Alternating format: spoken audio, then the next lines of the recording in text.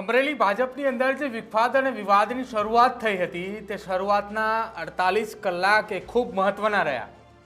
મહત્વના એટલા માટે કે અમરેલી જિલ્લાની અંદર ભારતીય જનતા પાર્ટીના નેતાઓ કે એકબીજાની સાથે વર્ષોથી રહેતા હતા એ નેતાઓ એકબીજા ઉપર શક કરી રહ્યા હતા કે કૌશિક વેકરિયાને પાડવાનો પ્રયત્ન કર્યો કોણે, કોણ એ વ્યક્તિ નીકળ્યું કે જેની કૌશિક વેકરિયાની સોપારી લીધી। કૌશિક વેકરિયાની સોપારી લેનાર એવું તો કોણ નીકળી ચૂક્યું કે જેને એવા બધા ગંભીર આક્ષેપ કર્યા કે તેની અસર એ ન માત્ર અમરેલી જિલ્લા પૂરતી સીમિત કે ન માત્ર એ ગાંધીનગર સુધી પરંતુ તેના પડઘા છેક દિલ્હી સુધી પડ્યા। 48 કલાકની અંદર એ આરોપીઓને દબોચી લેવામાં આવ્યા છે અને આરોપીને દબોચતા જ્યારે તેમના ચહેરા, તેમના નકાબ એ ખુલ્લા, એ નકાબ ખુલતાની સાથે જ એક ચહેરાઓની સાથે કૌશિક વેકરિયાએ અથવા અમરેલી જિલ્લાના ભારતીય જનતા પાર્ટીના નેતાઓએ સાથે રહીને કામ કર્યું છે। એ લોકો ચોંકી ઉઠ્યા કે આ તો આપણા જ માણસો છે, આ તો આપણા જ નેતાઓ છે અને આપણા જ નેતાએ આપણી સોપારી લીધી। જો કે હવે આખા આ મામલે એ તપાસ થશે ને તપાસ બાદ મહત્વના ખુલાસાઓ પણ થશે કે કેમ એ કૌશિક વેકરિયાની સોપારી એ ભારતીય જનતા પાર્ટીના નેતાઓએ જ લીધી। અમરેલી જિલ્લાના પોલીસ વડા સંજય ખરાતે 48 કલાકની અંદર એલસીબી, એસઓજી સહિતની ટીમે તપાસમાં લાગી હતી અને આરોપીઓની ધરપકડ કરી, જેમાં 4 આરોપીઓની ધરપકડ કરવામાં આવી છે અને આ 4 આરોપીઓમાં મુખ્ય આરોપી એ અમરેલી જિલ્લા ભાજપના યુવા મોરચાના પૂર્વ પ્રમુખ મનીષ વઘાસિયા છે। ત્યારબાદ બીજા નંબરે આરોપી જસવંતગઢના સરપંચ અશોક માંગરોળિયા અને તેના સહિત અન્ય 2 વ્યક્તિઓની ધરપકડ જે છે તે આ મામલે કરવામાં આવી છે। આખા આ મામલે કૌશિક વેકરિયાની સામે જે પત્ર લખવામાં આવ્યો હતો તેમાં ગંભીર આક્ષેપો પણ કરવામાં આવ્યા છે અને આ ગંભીર આક્ષેપો બાદ આ 4 આરોપીઓની ધરપકડ કરવામાં આવી છે અને 4માંના 2 વ્યક્તિઓ એ ભારતીય જનતા પાર્ટી સાથે જોડાયેલા છે। શું કંઈ કહ્યું આ ધરપકડ મામલે અમરેલી જિલ્લા પોલીસ વડાએ સંજય ખરાતે એ પણ સાંભળો। આયાના લોકલ જે ધારાસભ્ય છે, જે ગુજરાત વિધાનસભાના નાયબ દંડક પણ છે, એમના ઉપર અમુક આક્ષેપ કરવામાં આવેલ હતા અને આ પત્ર જે વાયરલ થયેલ છે એ પત્રમાં અમરેલી તાલુકા પંચાયતના પ્રમુખ જે છે એના નામે એ પત્ર વાયરલ થયેલ હતો। તે બાબતે ગઈકાલે અમોને તાલુકા પંચાયત પ્રમુખશ્રીએ એક લિખિત અરજી આપેલ હતી અને તેના આધાર ઉપર અમે એક ગુનો પણ દાખલ થયેલ છે। તો સમગ્ર ઘટનામાં આ જે અરજદાર છે એના કહેવા મુજબ એની કોઈ પણ દિવસે એ પત્ર પોતે લખેલ નથી અથવા એ પત્રમાં જે ઉલ્લેખ થયેલું છે એ તમામ બાબતથી અનભિજ્ઞ છે। નીચે જે સહી કરેલ છે, સિક્કો મારેલ છે એ પણ એમને આપેલ નથી। તો એ બાબતે અમારા જિલ્લા પોલીસના એલસીબી, સાયબર ક્રાઇમ અને એસઓજી એક ઝીણવટભરે તપાસ કરતા તપાસના અંતે આ કામમાં અમે કુલ 4 લોકોને પકડવામાં સફળતા મળેલ છે, જેમાં મનીષકુમાર ચતુરભાઈ વઘાસિયા રહે અમરેલી, પાયલબેન ગોટી રહે વિઠ્ઠલપુર જિલ્લા અમરેલી, અશોકભાઈ કનુભાઈ માંગરોળિયા રહે જશવંતગઢ અને જીતુભાઈ ખાતરા રહે જશવંતગઢ તાલુકા જિલ્લા અમરેલી। તો આ 4 લોકોની અલગ અલગ સમયે અલગ અલગ ભૂમિકામાં અમુક લોકો એક સાથની એક ગુનાહિત કાવતરાના ભાગરૂપે આ વસ્તુને અંજામ આપેલું છે।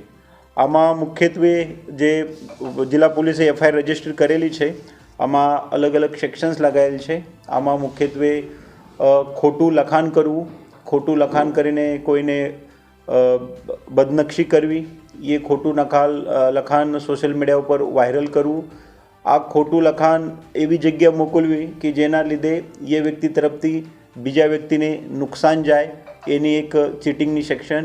એ રીતના અમે ગુના આઈટી એક્ટમાં આ જે લખાણ છે એમાં ખોટી સાઇન કરેલી છે, ખોટું લખાણ સોશિયલ મીડિયા થકી પ્રચાર અને પ્રસાર કરવું અને એ પ્રચાર પ્રસાર થકી એક જાહેર જનતા છે એ જાહેર જનતાના મનમાં એક ગભરાટ ઉત્પન્ન કરવું, એ ટાઈપનો એક અમે ગુના દાખલ કરેલ છે અને બહુ ટૂંક સમયમાં જિલ્લા પોલીસે એક ટેકનિકલ એનાલિસિસથી અને હ્યુમન ઇન્ટેલિજન્સથી આ 4 આરોપીને પકડી પાડવામાં સફળતા મળેલ છે। તપાસના કામે અન્ય જે પણ લોકો આમાં ઇન્વોલ્વ છે, અન્ય લોકોની જે પણ રોલ છે આ બાબતમાં એ લોકોએ કઈ જગ્યા એ અલગ અલગ વસ્તુ બનાવેલી છે, આમાં કોનું માર્ગદર્શન પૂરું પાડેલું છે, એમાં કોની ઇન્વોલ્વમેન્ટ આવે છે, એ સમગ્ર બાબતે અમારા સાયબરના પીઆઈ શ્રીનાઓએ તપાસ સંભાળી રહ્યા છે અને આગળની કાર્યવાહીમાં આ લોકો તરફથી એને જે પણ રોલ છે દરેકનું એક રોલ નક્કી કરીને તે મુજબ એક ભારતીય એવિડન્સના જે કાયદા છે એ મુજબ પુરાવા ભેગા કરીને કોર્ટમાં પેશ કરીને આમાં કડકમાં કડક સજા પડે, કેમ કે કોઈને પણ બદનક્ષી કરવી, કોઈ પણ ખોટું ઊભું કરવું જેના લીધે જાહેર જનતાને અને કોઈ પણ વ્યક્તિને ચારિત્રને નુકસાન થાય તે કરવું એક ગહન અપરાધ છે અને તે માટે જિલ્લા પોલીસે એક સારી એવી સફળતા મેળવેલ છે. મુખ્ય આરોપી સર કોણ છે અને કેમ એની પૂછપરછમાં શું કરી રહ્યા છે? મુખ્ય આરોપી આ જે કેસમાં છે એ મુખ્યત્વે જે અમે પ્રેસ નોટમાં પહેલા નંબર ઉપર આપેલું છે મનીષકુમાર ચતુરભાઈ વઘાસિયા, એને એ બધું બનાવેલું છે, બધું તૈયાર કરેલું છે. એના જે કરવાનું હેતુ છે એની જે પણ વૈયક્તિક અથવા અન્ય પ્રકારની જે પણ લોકો આમાં ભોગ બનેલા છે એના સાથે વૈમનસ્ય હશે અને એના ભાગરૂપે એની એકબીજા અન્ય એક વ્યક્તિ પાસેથી એ ટપાલ લખીને લીધેલું છે અને એની પછી વાયરલ પણ કરેલું છે. અન્ય લોકો કોઈ માર્ગદર્શન આપે? હાલ અમારી પાસે જે આરોપી છે એ અમે પૂરતા પુરાવાથી આ આરોપીની ધરપકડ કરેલી છે. અમારી તપાસ હજી ઓપન છે. આ તપાસમાં અન્ય કોઈની પણ આમાં સંડોવણી આવશે, કોઈ પણ આડપત્રા રીતે યા કોઈ પણ ગુનાહત કાવતરામાં કોઈની નામ આવશે તો તે બાબતે અમે તપાસ પણ કરીશું, સચોટ તપાસ કરીશું અને મીડિયા મિત્રોને પણ તે બાબતે જાણ કરીશું. તો આ 4 આરોપીએ સાથે મળીને અમરેલી તાલુકા પંચાયતના પ્રમુખના લેટર હેડનો ખોટો ઉપયોગ કરી, તેમની લેટર હેડની સાથે તેમની સહીનો દુરુપયોગ કરી અને તે લેટરની અંદર કૌશિક વેકરિયાને બદનામ કરવાનું કાવતરું રચ્યું હતું.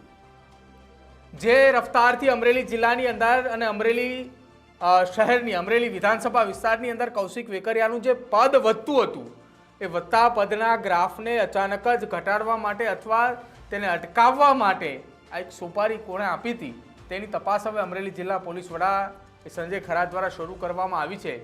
આ સાથે જ 48 કલાકના સમયગાળા દરમિયાન આરોપીને પણ દબોચી લેવામાં આવ્યા છે. આરોપીની પાછળ માસ્ટરમાઇન્ડ કોણ હતું તેની પણ તપાસ હાથ ધરવામાં આવી છે. અથવા જો આખા આ મામલાની અંદર અમરેલી જિલ્લાના યુવા મોરચાના પૂર્વ પ્રમુખ એ મનીષ વઘાસિયા ખુદ પોતે જ મુખ્ય માસ્ટરમાઇન્ડ હોય છે તો કયા કારણોસર તેને આ પ્રકારનો પત્ર લખ્યો તે દિશાની અંદર અમરેલી પોલીસે તપાસની શરૂઆત કરી છે.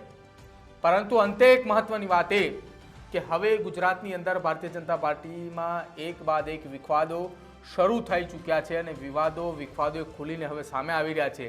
એક તરફ નવા મંડળ પ્રમુખની રચનાઓ થઈ રહી છે અને તે મંડળ પ્રમુખના નામ સામે આવતાની સાથે જ એ ચાલુ ધારાસભ્ય ચાલુ સાંસદો વિરોધ કરી રહ્યા છે અને બીજી તરફ એ વિરોધ અને વિવાદની વચ્ચે પૂર્વ પ્રમુખો હોય અથવા પૂર્વ કાર્યકર્તાઓ હોય તેમના દ્વારા પ્રકારના પત્રો અને આ પ્રકારની રજૂઆતો અવારનવાર કરવામાં આવતી હોય છે અને તેને લઈને જ હવે અંદરોઅંદર વિવાદની શરૂઆત થઈ છે. શું માનવું છે તમારું ગુજરાત ભાજપની અંદર વિવાદની થતી શરૂઆતને લઈને? તમારા કમેન્ટ સેક્શનની અંદર જરૂર જણાવજો અને અમારી ચેનલ ન્યૂઝ રૂમને આપ આજે જ લાઈક કરજો, શેર કરજો અને સબસ્ક્રાઇબ કરવાનું ભૂલતા નહીં. નમસ્કાર.